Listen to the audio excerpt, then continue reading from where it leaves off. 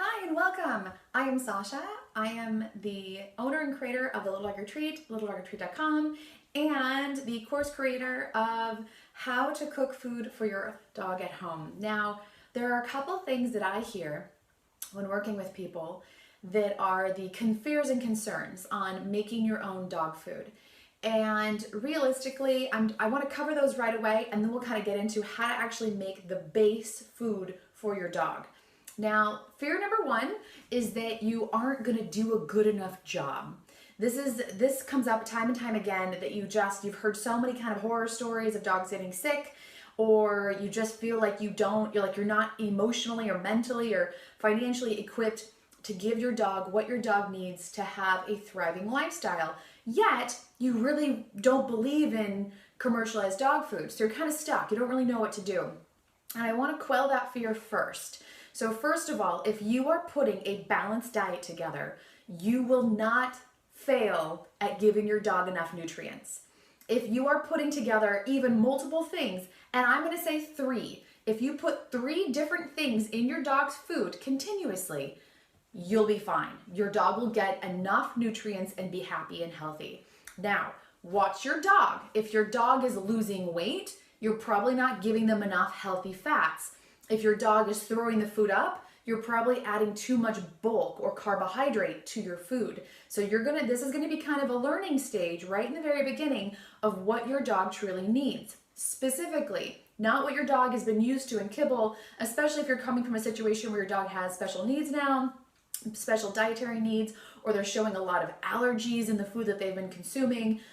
Many of the commercialized foods use a bulking agent, and that can cause and create allergies over time with your dog. So if you're here looking at this, rest assured, you're gonna learn how to make quality food for your dog. Fear number two is really that you just don't have the time. What happens if you run out of food? What happens if you don't have time to make food? And so what we're gonna do today is literally show you how to bulk create a meal for your dog that you could basically stick in the freezer.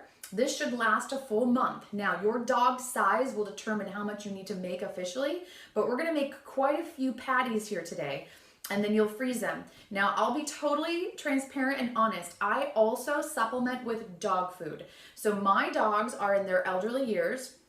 I have 2 young children. I have a business that I work from home with, and sometimes I run out of food, and that's okay. That fear of running out of food should not dispel you from making quality food for your dogs. What you can do is find a food that you're happy with.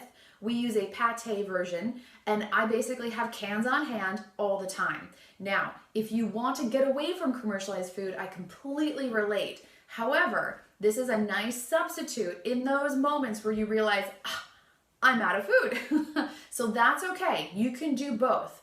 Also, you can also just use commercialized food and supplement with quality, healthy food that you make yourself. These can be treats or an add-on to the food that you already are giving your dog. This doesn't have to be an all or nothing kind of situation.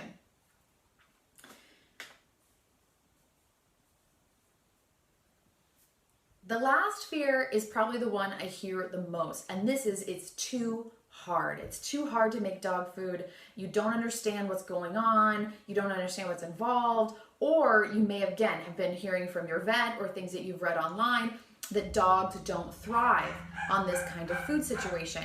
And I want to really touch on that before we get started, because realistically, the common problem I see when people start making their own dog food is they think raw. There's a big push to do raw food for your dog because your dog is a canine and your dog is basically a cousin descendant of a wolf. Here is the key problem with that. When people start raw, first of all, there's no transition time. So your dog is going from usually a highly processed food for years into a raw diet. And that's gonna mess with their biome. It's gonna mess with all their natural digestive oils and digestive acids that live inside their biome, so their gut basically, so their stomach acid and throughout their intestine. It's gonna completely start to alter that natural biome. And what happens is it's sort of shocking to the system. So your dog can get bloody stool, your dog can get impacted with poop that's kind of building up. The raw meat itself will go through, but a lot of times your dog will naturally digest more of that, so they'll get more nutrient value from it, so they'll have less poop, but it can get backed up if you haven't properly transitioned your dog. So the biggest thing if you're going to start doing food and you've been on a commercial diet for a long time is baby step into it. Maybe pick a day a week or a couple days a week where you start to add that food into whatever you're using. Continue to use either the wet food or the dry kibble that you've already been on, so your dog has a natural transition. When you run out of the commercial food, just don't pick up more, and then you've officially transitioned. Your dog only needs about a week, roughly. Depends on the dog. If your dog is highly sensitive, give them a little more time. If your dog can they've got a cast iron stomach, they can pretty much eat anything, then you can give them a little less time. But roughly about a week of transition time is all your dog really needs. Now, that being said, the raw diet, dogs do not react to the same bacterium that us humans do. So for example, things like E. coli or Listeria, which is a naturally occurring bacteria that is on meat quite often, especially packaged or pre-processed meat, your dog is not going to have the reaction that a human would in that situation. So many times people hear raw and they think, I'm just supposed to give my dog raw meat, but they're forgetting that if your dog were truly in the wild, and I say this because I realize I have an Italian Greyhound, right? She's 8 pounds, she's about 18 inches tall. I can't really fathom her in the wild, but I have a Pomeranian too, who's more wolf-like. If they were to truly be wild animals and they were really in a pack in the wild, or if you just think of a wolf pack in the wild, those wolves or those wild dogs do not consume meat alone.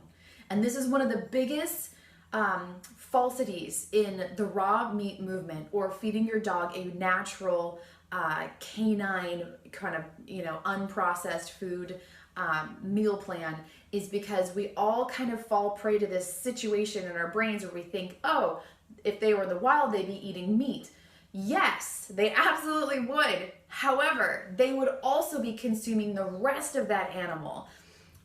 They would not be wasting it. They wouldn't be picky. They would be literally eating the best organs. They would be eating a little bit of tissue.